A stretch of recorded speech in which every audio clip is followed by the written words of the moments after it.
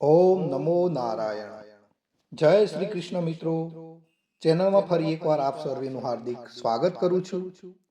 મિત્રો, નારાયણ કવચ અત્યંત પાવન અને શક્તિશાળી સ્તોત્ર છે જે શ્રીમદ ભાગવત મહાપુરાણમાં છઠ્ઠા સ્કંદના 8મા અધ્યાયમાં આવેલું છે. આ કવચનું પઠણ આપણી અંદર દૈવી શક્તિઓને જગાડે છે અને બધી જ બાજુઓથી આપણું રક્ષણ કરે છે અથવા તો રક્ષણ આપે છે. એટલે મિત્રો, કવચ પાઠ કરતા પહેલા ભગવાન વિષ્ણુ, નારાયણ, શ્રી હરિ તેમજ સર્વ દેવોને વિશ્વ શાંતિ અને આત્મશુદ્ધિ માટે પ્રાર્થના કરવી શ્રેયસ્કર ગણાય છે. તો આપણે આપણા પરિવાર માટે તેમજ વિશ્વના કલ્યાણ માટે શ્રી હરિને પ્રાર્થના કરીશું.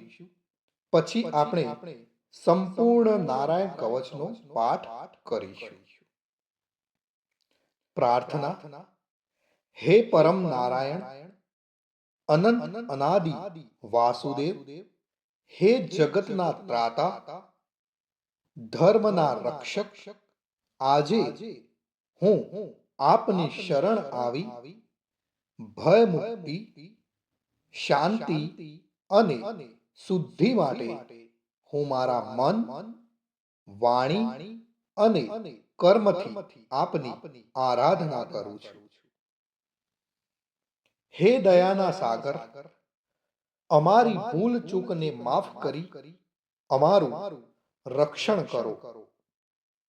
આજનો નારાયણ કવચનો પાઠ કેવળ મારા માટે નહીં પણ સંસારના સર્વ જીવોના કલ્યાણ, શાંતિ અને પરમ શ્રેય માટે હું કરું છું.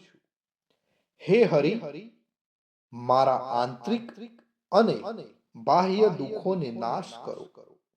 મને સત્પથ પર ચલાવો અને મારું મન હંમેશા આપના ચરણોમાં અડગ રહે એવી કૃપા દ્રષ્ટિ કરો.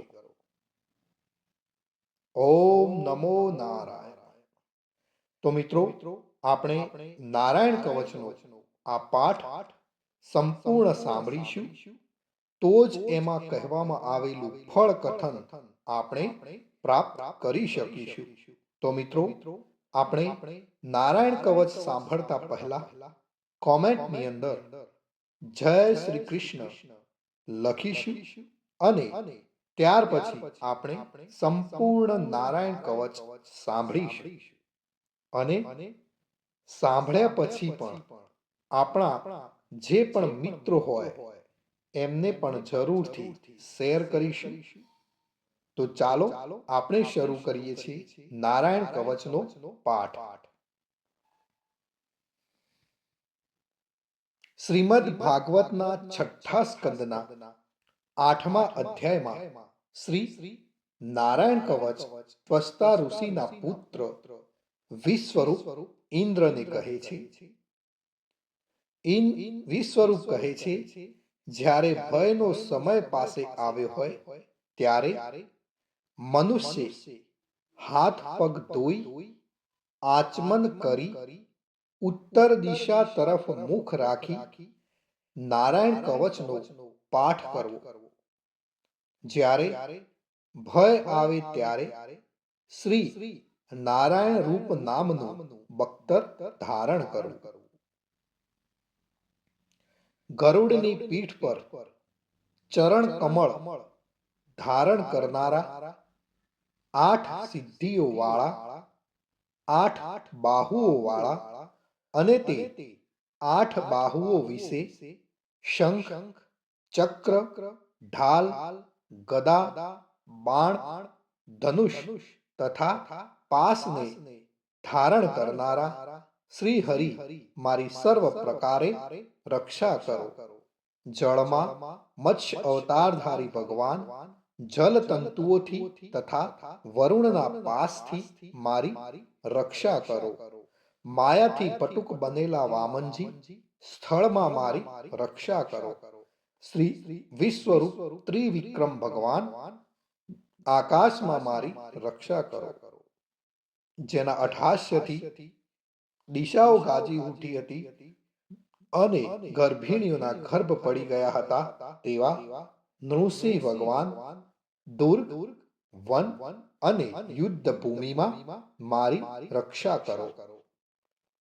પોતાની દાઢથી પાતાળમાંથી પૃથ્વીનો ઉદ્ધાર કરનાર ભગવાન યજ્ઞ મૂર્તિ વરાહ માર્ગમાં મારી રક્ષા કરો.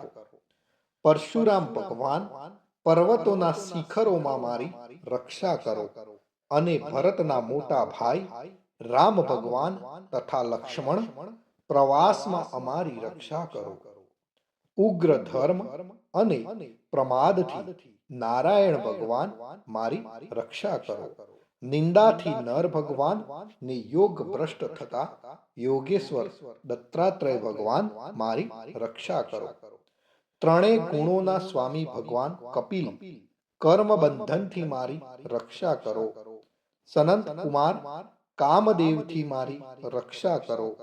હયગ્રીહ ભગવાન રસ્તામાંથી જતા અને દેવોને પ્રણામ ન કરવા રૂપી અપરાધમાંથી મારી રક્ષા કરો.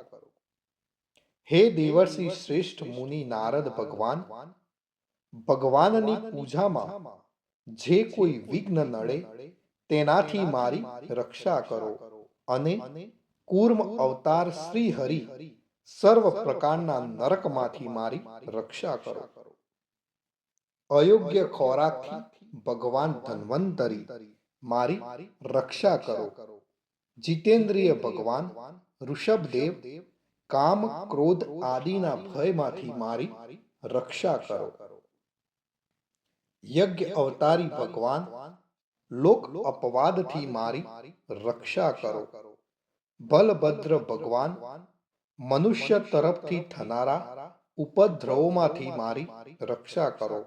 અને ક્રોધાવેશ સર્પ ગણોથી શેષ ભગવાન મારી રક્ષા કરો. ભગવાન વેદવ્યાસ અજ્ઞાનથી મારી રક્ષા કરો. આ પાખંડીઓના ટોળામાંથી ભગવાન બુદ્ધ મારી રક્ષા કરો.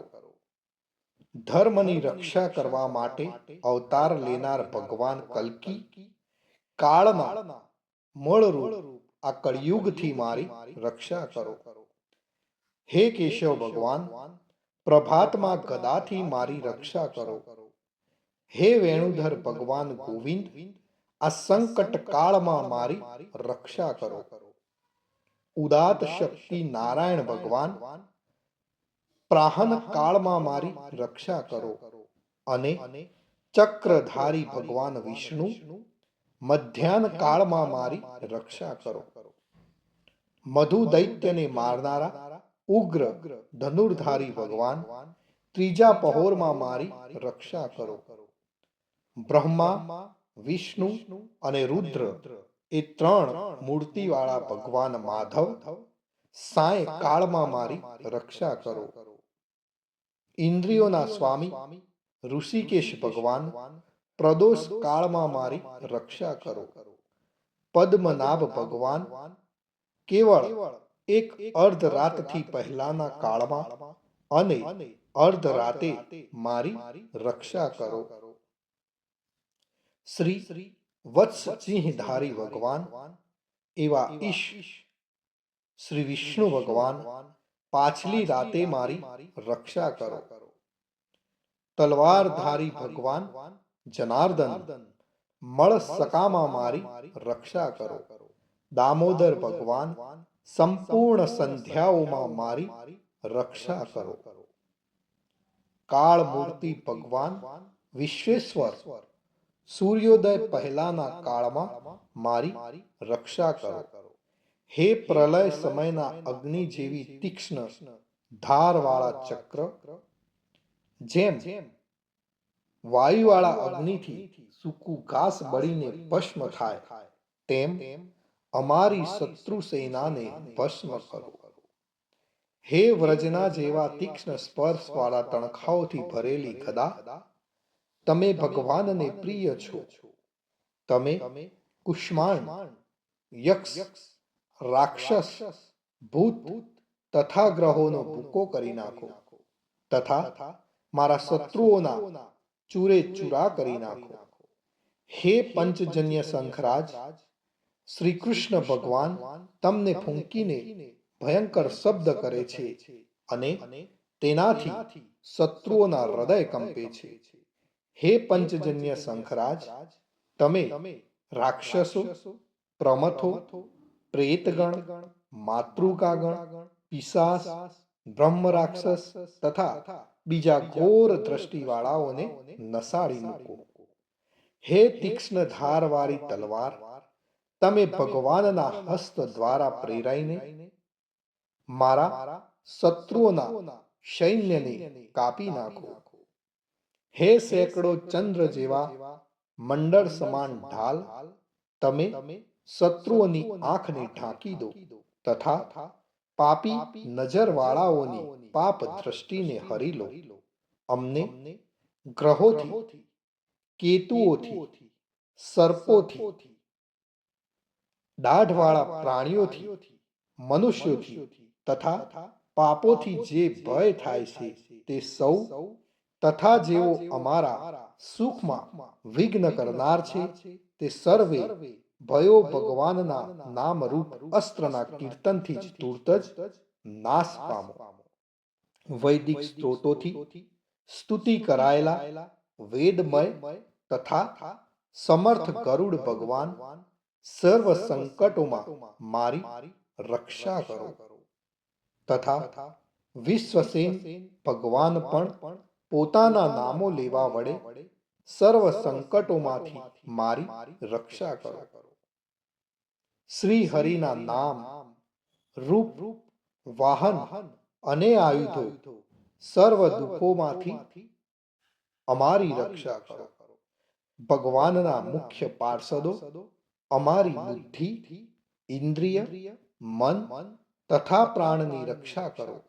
આ સાકાર નિરાકાર જે કંઈ જગત છે સર્વ ભગવાનનું જ સ્વરૂપ છે. આ સત્યથી મારા સર્વ ઉપદ્રવો નાશ પામો. અભેદ દ્રષ્ટિવાળા મનુષ્યોને ભગવાન પોતે ભેદ રહિત જોવામાં આવે છે તો પણ તે પોતાની માયાથી આભૂષણો, આયુધો તથા ચિહ્ન નામની શક્તિઓને ધારણ કરે છે. તે સત્ય પ્રમાણ વડે જ સર્વજ્ઞ તથા સર્વવ્યાપક ભગવાન શ્રી હરિ સર્વ પ્રકારના રૂપો વડે સર્વદા અમારી રક્ષા કરો. શ્રી નૃસિંહ નામના ઉચ્ચારણથી જ જળ, વાયુ, અગ્નિ આદિનો પ્રભાવ પોતાના તેજથી દૂર કર્યો છે. એવા લોકના ભયને દૂર કરનાર ભગવાન નૃસિંહ સર્વત્ર ચારો તરફ મારી રક્ષા કરો. મિત્રો, નારાયણ કવચનું ફળ કથન. વિશ્વરૂપ કહે છે, હે ઇન્દ્ર, આ નારાયણ કવચ તમારી આગળ કહ્યું જે ધારણ કરવાથી તમે શ્રમ વિના અસુરોના અધિપતિઓને જીતશો. આ નારાયણ કવચને ધારણ કરનારો મનુષ્ય નેત્રથી જેના તરફ જુએ અથવા તો પગ વડે જેને જેને અડકે તે તુરત જ બધા જ ભયમાંથી છૂટે છે. આ કવચ ભણનાર પુરુષને કોઈ દિવસ રાજાઓ તરફથી, ચોર તરફથી, ગ્રહો થકી, વ્યાઘ્ર આદિ તરફથી તથા બીજા કોઈ તરફથી કોઈ પણ પ્રકારનો ભય રહેતો નથી. તો મિત્રો, આ હતું આપણું રક્ષા કરનારું નારાયણ કવચ. ભગવાન સર્વનું રક્ષણ કરે એવી જ મારી પ્રાર્થના. અને આપ સર્વેને મારા જય શ્રી કૃષ્ણ અને કોમેન્ટની અંદર જય શ્રી કૃષ્ણ લખવાનું ભૂલશો નહીં. જય શ્રી કૃષ્ણ મિત્રો.